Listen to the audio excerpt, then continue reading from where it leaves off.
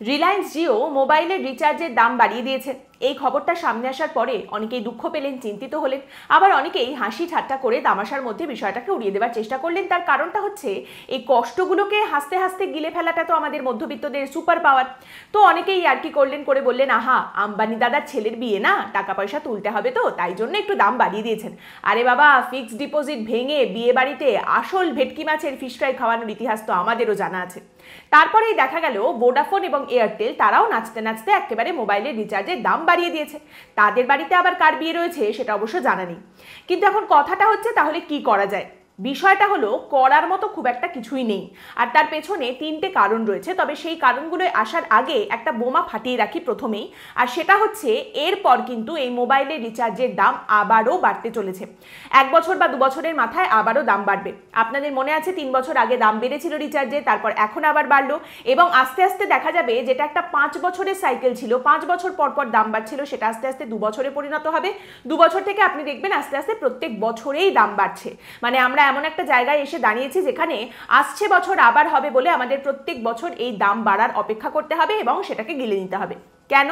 এইবার সেই কথায় আসি। প্রথম যে কারণ সেটা হচ্ছে, দেখুন, সরকার এখানে কিছু করবে, সরকার হস্তক্ষেপ করবে এমনটা আপনি আশা করবেন না, কারণ সরকার এখানে কোনো রকম হস্তক্ষেপ করবে না, তাদের এখানে খুব একটা কিছু করার মতো নেই। আর আমাদের দেশের একটি সংস্থা আছে যার নাম হলো ট্রাই। এটা হচ্ছে আমাদের দেশের টেলিকম রেগুলেটরি সংস্থা, যারা এই টেলিকম ব্যবস্থা দেখাশোনা করে। তারা এই মুহূর্তে যে মোবাইলের রিচার্জের দাম এত বেড়েছে এই নিয়ে বলছেন, there is enough competition in the telecom sector and the situation is not critical. Consumers may feel some pinch of the price rise, but the hike has happened after 3 years. মোদ্দা কথা, আমাদের এই ট্রাইয়ের বক্তব্য হচ্ছে, দেখুন কোনো সমস্যা নেই, খুব সিরিয়াস কোনো পরিস্থিতি হয়নি, খুব ক্রিটিক্যাল কোনো অবস্থা নেই, দাম একটু বেড়েছে সেটা তো বাড়তেই হবে, আপাতত সবাইকে সেটা সয়ে নিতে হবে, পাবলিকের একটু কষ্ট হবে কিন্তু পাবলিককে সয়ে নিতে হবে, 3 বছর পরে দাম বেড়েছে এটা এমন কোনো ব্যাপার নয়। আর তাছাড়া কম্পিটিশন রয়েছে টেলিকম সেক্টরে, যথেষ্ট পরিমাণে অপশন রয়েছে, কম্পিটিটিভ প্রাইস আছে, একাধিক অপশন আছে, মানুষের একটা না পোষালে মানুষ আরেকটায় চলে যেতে পারেন। এবার ব্যাপারটা হচ্ছে, এটা যদি 2000 সাল হতো তাহলে এই কথাটা তবু প্রযোজ্য হতো, কারণ আপনি খেয়াল করে দেখবেন সেই সময় Aircel, tata Docomo, SR, virgin mobile এরকম আরও অনেকগুলো কিন্তু কোম্পানি ছিল, অনেক অপশন মানুষের হাতে ছিল, তার ফলে কম্পিটিটিভ প্রাইসের একটা জায়গা ছিল। কিন্তু তারপর সময়ের সঙ্গে সঙ্গে আমরা দেখেছি এই কোম্পানিগুলো হয় একে অপরের সঙ্গে মিশে গেছে, আর না হলে তারা বাজার থেকে হারিয়ে গেছে। এখন আপাতত টেলিকমের বাজারে পড়ে রয়েছে 3 জন খেলোয়াড়, একটা হচ্ছে এয়ারটেল, একটা হচ্ছে ভোডাফোন এবং আরেকটা হচ্ছে রিলায়েন্স জিও। অতএব এই মুহূর্তে অপশন খুব সামনে রয়েছে এবং আমি এদিক থেকে ওদিক প্রচুর করতে পারবো এরকম জায়গা কিন্তু মানুষের কাছে নেই, কারণ এদিক ওদিক করে তো আপনার কোনো লাভ নেই, কারণ 3 জন রয়েছেন, 3 জনেই রিচার্জের দাম বাড়িয়ে দিয়েছেন, অতএব এদিক ওদিক করে আপনার কোনো সুবিধা সেভাবে হবে না। এবার দ্বিতীয় পয়েন্ট, আপনি বলবেন আমি বিএসএনএল এর কাছে চলে যাব, আমার তো বিএসএনএল আছে। বিএসএনএল আছে বটে, তাদের মোবাইলের রিচার্জের দাম এই মুহূর্তে কম, কিন্তু বিএসএনএল ঢুকছে। আপনাদের নিশ্চয়ই মনে আছে আজ থেকে কিছু বছর আগে প্রাইভেটাইজেশনের ধুম শুরু হয়েছিল, সবাই মিলে লিখতে শুরু করেছিলেন বেসরকারি হলে পরিষেবা ভালো হবে, এবং সেই সময় থেকে বিএসএনএলকে রীতিমতো স্লো পয়জন করা হয়েছে।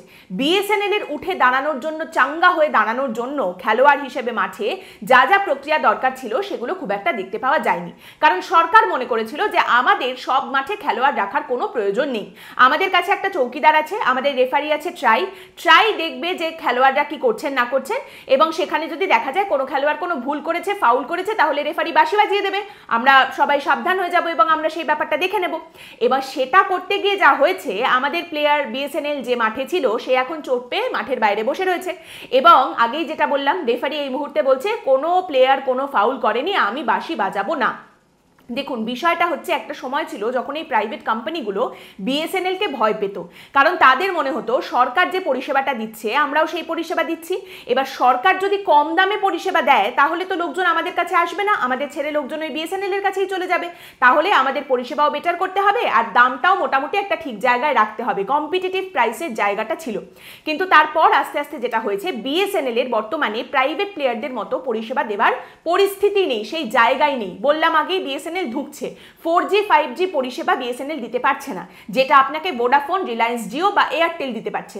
অতএব তাদের বিএসএনএলকে এখন কোনো ভয়ও নেই, তারা নিজেদের মতো করে দামও বাড়াতে পারবে। কম্পিটিটিভ প্রাইস বিএসএনএলকে ভেবে আমাদের ঠিক করতে হবে সেরকম কোনো জায়গা নেই। তো এই পরিস্থিতিতে দাঁড়িয়ে বিএসএনএল এর কর্মচারীরা আমাদের দেশের কমিউনিকেশনস মিনিস্টার জ্যোতিরাদিত্য সিন্ধিয়াকে একটি চিঠি পাঠিয়েছেন, এই যে মোবাইলের রিচার্জের দাম এত বাড়িয়েছে প্রাইভেট কোম্পানিগুলো তারপর। এবং সেই চিঠিতে বিএসএনএল এর কর্মচারীরা লিখছেন যে earlier, due to the competition from BSNL, the private telecom service providers were restrained from increasing their tariffs capriciously. However, the scenario has changed now. BSNL has not been able to launch its 4G and 5G services till date, as a result of which it is handicapped from competing with the private operators and thereby restraining their arbitrary tariff hikes. অর্থাৎ এই মুহূর্তে BSNL এর বক্তব্য হচ্ছে আমরা বস নিধিরাম সর্দার, আমাদের কিচ্ছু করার নেই। তাহলে সাধারণ জনগণ কি করবে? আপনাদের নিশ্চয়ই একটা সময় মনে আছে যে বিএসএনএল কে মানুষজন খুব গালাগাল করতেন। ল্যান্ডলাইনের সময় ছিল তখন ওই ফোন কেটে যেত, ফোন ডেড হয়ে যেত, কিছুতেই নেটওয়ার্ক পাওয়া যাচ্ছে না, এই পরিস্থিতি তৈরি হতো, সেরকম সব গালাগালি করা হতো বিএসএনএল কে। কিন্তু সেই ল্যান্ডলাইনের কালিমা ভুলে গিয়ে নতুন আত্মনির্ভর ভারতে 4G 5G এই সমস্ত কিছু যাতে বিএসএনএল ভালো করে লঞ্চ করতে পারে, পরিষেবা দিতে পারে, সেই সমস্ত পুরনো কলঙ্ককে মুছে আরো ইকুইপড করে যদি বিএসএনএল কে মাঠে নামানো যেত, তাহলে এই মুহূর্তে আমাদেরও একজন শক্তিশালী প্লেয়ার কিন্তু মাঠে থাকতো। তার বদলে এখন আমাদের হাতে কি আছে? শুধুই একজন রেফারি যে বাঁশি বাজায় না। এবং তারই সঙ্গে বিএসএনএল এর কর্মচারীরা চিঠিতে আরেকটা জায়গায় লিখছেন, absolutely there is no reason for the private companies to raise their tariffs so steeply. It is important to note that Reliance Jio has made a net profit of rupees 20,607 crore in 2023-24 and Airtel has made a net profit of rupees 7,467 crore during the same period. Hence, such a steep tariff hike which will hurt the common people is totally unwarranted. এইবার আপনি BSNL কর্মচারীদের কথা নাই মানতে পারেন, আপনার BSNL কে পছন্দ নাই হতে পারে, কিন্তু চোরের ওপর রাগ করে মাটিতে কেন ভাত খাবেন বলুন? এবং এটা হয়তো শুনতে অদ্ভুত লাগবে, কিন্তু এটাই সত্যি যে এয়ারটেল এবং ভোডাফোনও কিন্তু একেবারে বসেই ছিল, তাদেরও হাত নিষ্পিস করছিল মোবাইল রিচার্জের দাম বাড়ানোর জন্য, শুধু তারা সুযোগ পাচ্ছিল না। এবছরের মার্চ মাসে এয়ারটেলের তরফ থেকে বলা হয় যে সুযোগ পেলেই আমি মোবাইলের রিচার্জের দাম বাড়িয়ে দেব। এর আগে 3 বছর আগে দাম বাড়ানো হয়েছিল, আবার দাম বাড়ানোর সময় এসে গেছে, আমি কিন্তু সুযোগ পেলেই বাড়িয়ে দেবো দামটা। কিন্তু বাড়াতে তারা কেন পারছিল না? কারণ রিলায়েন্স জিও দাম বাড়াচ্ছিল না। তাদের এই ভয়টা ছিল যে তারা যদি দুম করে দাম বাড়িয়ে দেয় তাহলে রিলায়েন্স জিওর কাছে, তাদের কাছ থেকে কাস্টমাররা চলে যাবেন। এমনিতেই রিলায়েন্স জিওর কাছে সব থেকে বেশি কাস্টমার এই মুহূর্তে রয়েছেন, আর যে কজন এদিকে এয়ারটেল বা ভোডাফোনে রয়েছেন তারাও চলে গেলে খুব সমস্যা। এয়ারটেলের যদি কমে যায় কাস্টমার, তাদেরও সমস্যা। ভোডাফোনের ব্যাপারটা হচ্ছে আমার তো অনেক দিন ধরেই খুবই খারাপ পরিস্থিতি চলছে, ধারটার করে আমার চলছিল, কিন্তু আমি যদি টাকা পয়সা বাড়িয়ে দিতাম, রিচার্জের দাম বাড়িয়ে দিতাম, তাহলে যে কজন রয়েছে আমার তারাও যদি চলে যেতেন আমার খুবই সমস্যা হতো। এইবার রিলায়েন্স জিও যে মুহূর্তে মোবাইল রিচার্জের দাম বাড়িয়ে দিয়েছে, সঙ্গে সঙ্গে বাকিরাও বাড়িয়ে দিয়েছে। এই পরিস্থিতিতে দেখুন, বলা যেতে পারে 2016-তে মার্কেটে এসে রিলায়েন্স জিও কিন্তু এখানে একেবারে সবার বাবা হয়ে গেছেন। রিলায়েন্স জিওর অন্য কারোর সম্পর্কে ভাবার কিছু নেই যে আমি যদি দাম বাড়াই আমার লোকজন তো ওদিকে চলে যাবেন, তারা কিন্তু এটা ভাবেননি। তাদের কাছে সব থেকে বেশি কাস্টমার রয়েছে, তারা দাম বাড়িয়ে দিয়েছে এবং সেই সুযোগটা পেয়ে এয়ারটেল এবং ভোডাফোন তারাও দাম বাড়িয়েছে। অর্থাৎ বিষয়টা হচ্ছে এই যে মুকেশ আম্বানির ছেলের বিয়ে হচ্ছে এখন, সেখানে আপনি দেখছেন টাকা পয়সা পেয়ে আমির খান, সালমান খান, শাহরুখ খান সবাই নাচানাচি করছেন, এখানে আপনার পকেট থেকে টাকা চলে যাচ্ছে। দুঃখে কষ্টে আমরাও এখানে নাচানাচি করছি, মানে ছেলের বিয়ে হচ্ছে আম্বানি, নাচানাচি করছে সবাই, সারা ভারত। পার্থক্য একটাই যে ওখানে ওই সালমান খান, শাহরুখ খান তারা সব হাসি মুখে নাচানাচি করছেন, আমরা কাঁদতে কাঁদতে নাচানাচি করছি, কিন্তু গোটা ভারতই নাচছে, ডান্স ইন্ডিয়া ডান্স। এবং তারই সঙ্গে বলে রাখি, বিএসএনএল এই যে 4G 5G লঞ্চ করতে পারেনি, তার কারণ তাদের কাছে এর কোনো ব্যবস্থা নেই, কোনো রকম রুট ম্যাপ নেই, কি করবে, কোথায় যাবে কিছুই বিএসএনএল জানে না। ব্যাপারটা তা নয়, তাদের কাছে আছে সব কিছুই, কিন্তু কাজ তাদের সম্পন্ন হচ্ছে না। টিসিএস কে এই 4G লঞ্চের যে ব্যবস্থাপনার দায়িত্ব দেওয়া হয়েছে বিএসএনএল এর তরফ থেকে, টিসিএস সেখানে দেরি করছে এবং সেই জন্য তারা 4G লঞ্চ করতে পারছে না। ওই একই চিঠিতে বলা হচ্ছে, the commissioning of BSNL's 4G equipments by the TCS is getting unbearably delayed. So far, the TCS has not even completed the field level trials of its 4G equipments.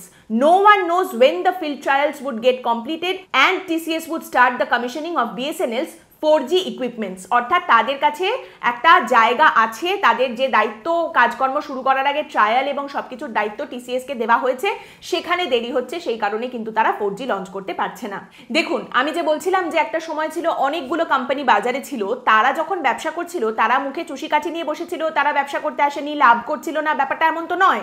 তারাও ব্যবসা করছিল, প্রফিট করছিল।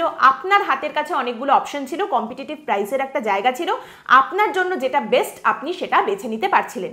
এরপর যখন রিলায়েন্স জিও মার্কেটে এলো এবং বিনামূল্যে সে ইন্টারনেট দিতে শুরু করলো, তখন কিন্তু বাকি সবার নাভিশ্বাস উঠে গিয়েছিল।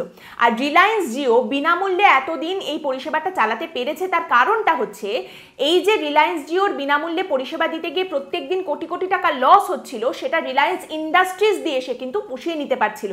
রিলায়েন্স ইন্ডাস্ট্রিজ যে অন্য ব্যবসাগুলো রয়েছে সেখান থেকে টাকা এনে সে রিলায়েন্স জিওতে ঢালতে পারছিল, এবং এটা শুধুমাত্র রিলায়েন্স জিওর পক্ষেই সম্ভব ছিল। এখন বিষয়টা হচ্ছে যে রিলায়েন্স যখন এইভাবে বিনামূল্যে পরিষেবা দিচ্ছিল, কেন দিচ্ছিল? আপনাকে ভালোবেসে আপনার কাছে ইন্টারনেট পৌঁছে দেওয়ার জন্য জনসেবা করছিল, তার কোনো প্রফিট করার, ব্যবসা করার কোনো ইচ্ছা ছিল না, সে শুধুমাত্র মানুষের ভালো করতে এসেছিল বাজারে, সেই জন্য না। সে এটা করতে শুরু করেছিল বাজারের সব থেকে বড় প্লেয়ার হওয়ার জন্য। আপনি যখন বাজারের মেসি হয়ে যান, তখন আপনার সঙ্গে কেউ মেস করতে পারবে না, এবং সেটাই হয়েছে, যেটা আগেই বললাম যে রিলায়েন্স জিও এখন বাবা হয়ে গেছে, সে যে কোনো সময় দাম বাড়িয়ে দিতে পারে, তার উপর নির্ভর করছে যে বাকিরা দাম বাড়াবে কি বাড়াবে না। রিলায়েন্স জিওর কাছে এই মুহূর্তে 40%, 40% মার্কেট শেয়ার রয়েছে। এয়ারটেলের কাছে আছে 32%। আর ভোডাফোন যারা এখনো ব্যবহার করেন, তাদের জন্য দুঃখের খবরটা হচ্ছে এয়ারটেল এবং রিলায়েন্স জিও দুজনেই কিন্তু ভোডাফোনের কাছে যেটুকু মার্কেট শেয়ার, যে কজন কাস্টমার পড়ে রয়েছেন, সেইটাকে টার্গেট করছেন, কারণ সেটা যে পাবে তার কাছে সব থেকে বেশি মার্কেট শেয়ার হয়ে যাবে। এবং তারপরে আলটিমেটলি দুজনের মধ্যে এই ফাইনাল শোডাউনটা হবে যে কে বেশি বড় হবেন, এয়ারটেল না রিলায়েন্স জিও। আপনারা দেখুন অন্যান্য সেক্টরেও আপনারা দেখবেন যে এই জোম্যাটো আর সুইগি পড়ে রয়েছে, ওলা আর উবের পড়ে রয়েছে, ফাইনাল লড়াইটা এদের মধ্যেই হবে। পাতি কথা হচ্ছে যে আপনি একটা সময় বিনামূল্যে ইন্টারনেট পেয়েছেন, এখন আপনাকে নিংড়ে সেই টাকাটা বের করে নেওয়া হবে, এবং শুধুমাত্র এখনই নিংড়ে বের করে নেওয়া হবে তা নয়, এরপরেও সেই নিংড়ানো চলতেই থাকবে, এরপরেও আবার দাম বাড়বে। এইবার আপনি প্রশ্ন করবেন যে কেন দাম বাড়বে? তার কারণ কি জানেন? একটা মজার টেকনিক্যাল টার্ম আছে, ARPU, যার মানে হলো অ্যাভারেজ রেভিনিউ পার ইউজার। মানে এই যে এক একটা কোম্পানির এই যে লাখ লাখ কাস্টমার রয়েছে, মাথা পিছু এক একজন যে কাস্টমার, তার মাথা পিছু কত রোজগার করছে এই কোম্পানিগুলো, সেটাই হচ্ছে ARPU। তো এবার এয়ারটেল কিছুদিন আগেই বলেছিল, যখন আপনারা দেখুন এই এয়ারটেল দাম বাড়িয়েছে, সেই সময় তারা বলেছিল যে আমরা চাই ভালোভাবে ব্যবসা করার জন্য এই ARPU অর্থাৎ মাথা পিছু রোজগারটা যেন আমাদের 300-র ওপরে ওঠে। এই মুহূর্তে এয়ারটেল মাথা পিছু রোজগার করে 208 টাকা, রিলায়েন্স জিও রোজগার করে 182 টাকা মাথা পিছু, আর ভোডাফোন করে 145 টাকা। এবার ভোডাফোন আইডিয়া শ্রাদ্ধ মোটামুটি এয়ারটেল আর রিলায়েন্স জিও মিলে তো করেই দেবে, তারপরে কিন্তু এয়ারটেল এবং রিলায়েন্স জিও তারা দামটা বাড়াতেই থাকবে যতক্ষণ না 300 পর্যন্ত ARPU পৌঁছাচ্ছে, মাথা পিছু রোজগারের জায়গাটা যতক্ষণ না 300 পর্যন্ত পৌঁছাচ্ছে।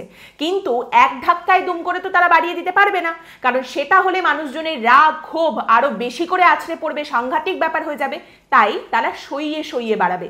যেমন রিলায়েন্স জিও যখন বাজারে এসেছিল, বিনামূল্যে সবাইকে ডাটা দিতে শুরু করে, এবং সেই সময় তারা সেটাকে সইয়ে দিয়েছিল, তারপর তারা দাম বাড়িয়েছে। এখন আপনার অভ্যেস হয়ে গেছে, সয়ে গেছে, অতএব আপনাকে সেই বেশি দাম দিয়ে কিনতেই হবে।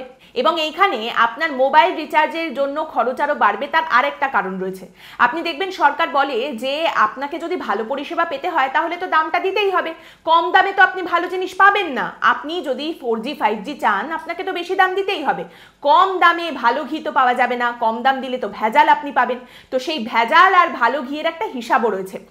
একদিনে 2 GB করে ইন্টারনেটের প্যাক আমরা দেখেছি রিচার্জে। এবার 3G যখন নেটওয়ার্ক, তখন আপনার এই 2 GB যতক্ষণে খরচ হচ্ছে, 4G হলে 2 GB তার থেকে তাড়াতাড়ি খরচ হচ্ছে, 5G হলে এই 2 GB আরও তাড়াতাড়ি খরচ হচ্ছে। এখন তবুও যখন আমরা 4G-তে ছিলাম, একদিনে 2 GB আমরা চালিয়ে নিচ্ছিলাম ভালোভাবে, কিন্তু 5G যখন চলে আসবে, এই 2 GB আপনার দিনে অনেক তাড়াতাড়ি খরচ হয়ে যাবে। তখন আপনাকে কিন্তু এই 2 GB-র প্যাকে চলবে না, আপনাকে 5 বা 6 GB একদিনে আপনি যাতে ব্যবহার করতে পারেন সেই রকম প্যাক নিতে হবে, সেই রকম রিচার্জ করতে হবে। অতএব আপনার খরচটা কিন্তু সেখানেও বাড়বে। এটা অনেকটা সিগারেটের মতো ব্যাপার, সিগারেটের দাম বাড়তেই থাকে তবু লোকজন ফোঁকা ছাড়েন না, কিন্তু সিগারেট তো তবু বন্ধ করা যেতে পারে, যে সিগারেট খাওয়া কেউ ছেড়ে দিচ্ছেন অসুস্থতার জন্য কোনো কারণে, সিগারেট খাওয়া তো ছাড়া যেতে পারে। কিন্তু এখন যে পরিস্থিতিতে আমরা সকলে দাঁড়িয়ে রয়েছি, ইন্টারনেট পরিষেবা, ইন্টারনেটকে আমরা ছেড়ে দিতে পারবো? এটা বন্ধ করা কি আদৌ সম্ভব? দেখুন, এই পরিস্থিতি থেকে কিভাবে নিস্তার পাওয়া যাবে আমার জানা নেই, তবে আমি একটা ছোট সান্ত্বনার কথা বলতে পারি। আপনারা জানেন যে বহু মানুষজন রয়েছেন যাদের কাছে ইন্টারনেট মানে হচ্ছে মোবাইল ফোন, তারা ল্যাপটপ ব্যবহার করেন না বা তারা স্মার্ট টিভি ব্যবহার করেন না, তাদের কাছে ইন্টারনেট মানেই ফোন। তো সেখানে দাঁড়িয়ে একটা কাজ আপনি যেটা করতে পারেন সেটা হচ্ছে আপনি বাড়িতে ওয়াইফাই কানেকশন লাগাতে পারেন। কিছু লোকাল ইন্টারনেট সার্ভিস প্রোভাইডার রয়েছেন যারা এখনো পর্যন্ত রিজনেবল প্রাইসে কিন্তু একটা মাসিক খরচে আপনাকে ইন্টারনেট পরিষেবা দেয়। তো সেটা আমি বলছি না সমাধান, কিন্তু সেক্ষেত্রে যেটা হবে, ওই যে একদিনে আপনার 2 জিবির যে প্যাক আপনি ব্যবহার করছেন, 5G হয়ে গেলে সেটা আপনাকে বাড়িয়ে 5 বা 6 জিবি করতে হবে, সেই জায়গাটা হয়তো আটকানো যেতে পারে। মানে আপনি বাড়িতে যে সময়টা থাকবেন সেই সময়টা আপনার ওয়াইফাইতে চলে যাবে, সেই সময় মোবাইলের ইন্টারনেটটা ব্যবহার হবে না, তাহলে আপনার ওই প্রত্যেকদিন 2 জিবির যে প্যাক সেটা দিয়ে হয়ে যেতে পারে।